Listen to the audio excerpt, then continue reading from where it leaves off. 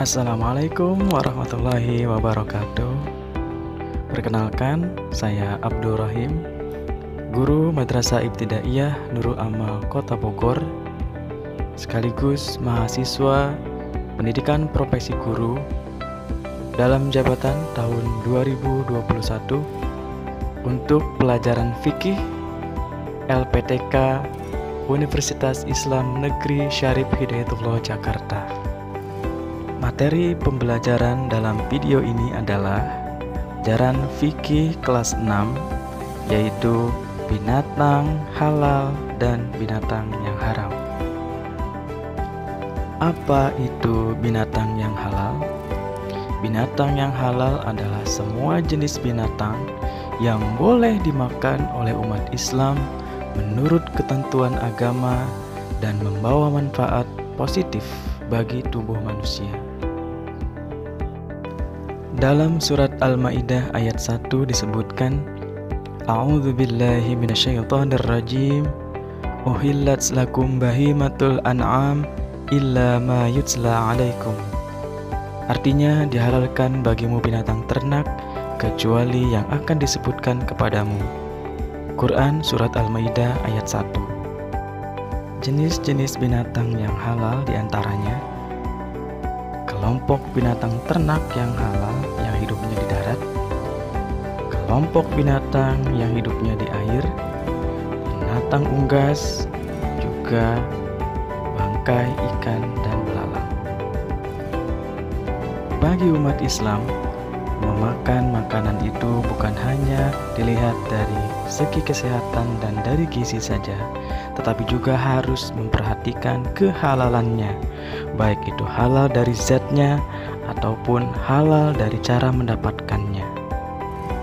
Untuk itu, agar binatang yang disembelih ini dimakan dengan halal dan baik, maka perlu memperhatikan syarat-syarat dan rukun dalam penyembelihannya. Syarat-syarat penyembelihan binatang diantaranya: 1. Penyembelihan harus dilakukan oleh orang muslim. 2. Binatang yang disembelih adalah binatang yang memenuhi syarat. Yang ketiga, disembelih pada lehernya hingga putus urat lehernya.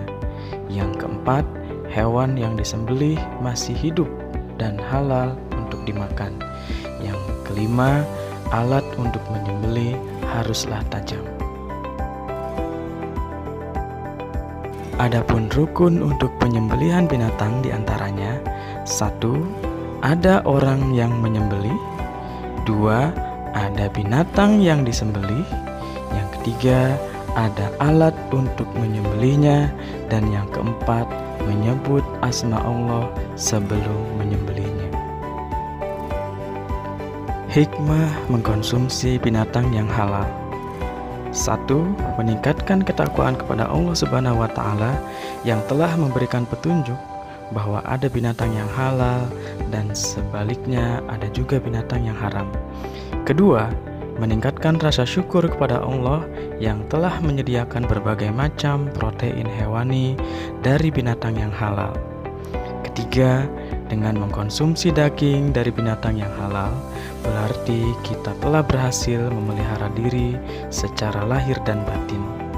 Keempat, dengan memakan daging hewan yang halal, zat protein yang terkandung di dalamnya sangat baik untuk pertumbuhan jiwa dan raga.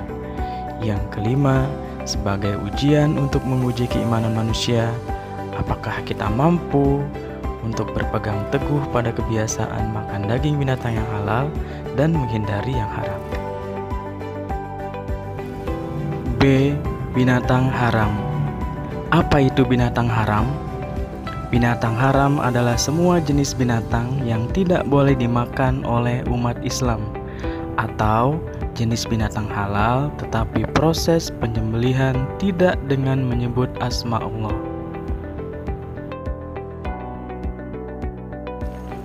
Jenis-jenis binatang haram. Jenis-jenis binatang haram ini dibagi menjadi dua. Yang pertama, haram dimakan karena binatang itu sendiri atau karena zatnya.